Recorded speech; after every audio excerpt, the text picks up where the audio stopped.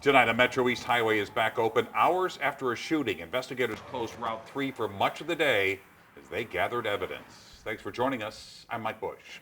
I'm Ann Allred. The man shot along Route 3 was discovered in the parking lot of East St. Louis City Hall. 5 on your side's Holden Kerwicki joins us now live to explain. Holden. Well, Ann, the spot that you see behind me is where the man pulled over early this morning after being shot. As investigators from multiple agencies combed through his car for evidence, they made one thing abundantly clear. This may not have been where the shooting took place, but that's not going to stop them from finding those responsible.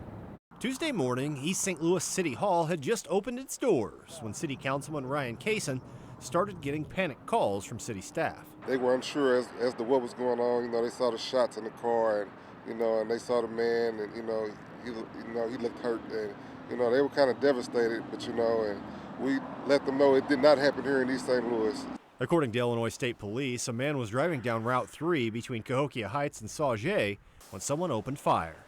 He was able to come to the nearest police department, and East St. Louis police, they got him help right away. Illinois State Police temporarily closed Route 3 to search for evidence in a case that Kaysen says is eerily similar to an incident that took the life of 16-year-old Colin Brown on I-55 just before Thanksgiving. It's very concerning, and I know that the highway department, I know that they do have cameras in certain areas, and we just need to start looking at them more and maybe possibly placing some more cameras in some of these places on the highway, to try to stop some of these things from happening. Though the man who was shot is yet to be identified by police, Kaysen told 5 on Your Side he was alert when taken to the hospital, but at this time it's unclear what condition he's in.